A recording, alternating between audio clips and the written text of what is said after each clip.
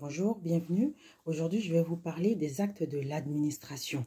Alors, afin d'accomplir les missions qui lui incombent, l'administration que nous avions précédemment définie au sens organique comme étant l'ensemble des personnes publiques, à savoir l'État, les communes, les régions, les départements, les établissements publics, etc., dispose de moyens lui permettant de modifier l'ordonnancement juridique. Naturellement, elle ne peut le faire qu'en respectant les normes supérieures à celles qu'elle peut édicter elle-même, que sont la Constitution, les traités, les lois et les principes généraux du droit. Donc, les moyens juridiques dont dispose l'administration sont l'acte administratif unilatéral et le contrat administratif. Alors, l'acte administratif unilatéral permet à l'administration d'imposer sa volonté aux administrés, cela même sans leur consentement. Le contrat suppose par contre l'accord des deux volontés, celle de l'administration et celle de la personne avec qui elle contracte. Alors, qu'est-ce que c'est que l'acte administratif unilatéral? En droit privé, il y en a très peu.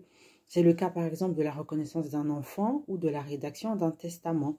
En effet, une personne privée ne peut pas imposer sa volonté à une autre personne privée sans son consentement. Donc, en droit privé, il n'y a pratiquement que le contrat.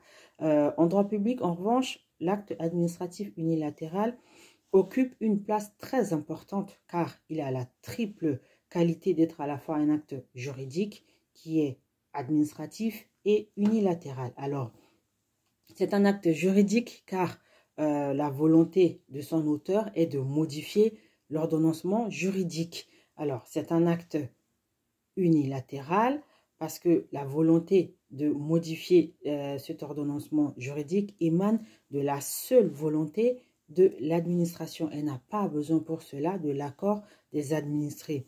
Et enfin, c'est un acte administratif car l'autorité qui l'a édicté est une autorité administrative et l'édiction se fait dans le cadre d'une fonction administrative. En effet, il existe des actes qui sont unilatéraux mais qui ne sont pas administratifs. C'est le cas notamment des lois qui sont votées par le Parlement ou des décisions juridictionnelles qui sont rendues par les tribunaux car ni le Parlement ni les tribunaux ne font partie de l'administration et ne sont donc pas des autorités administratives. Dans une autre vidéo, nous parlerons plus longuement du contrat administratif. Voilà, c'était tout pour aujourd'hui. Si vous avez des questions, n'hésitez pas à visiter notre page ou à nous contacter aux coordonnées qui figurent sur la page. À bientôt.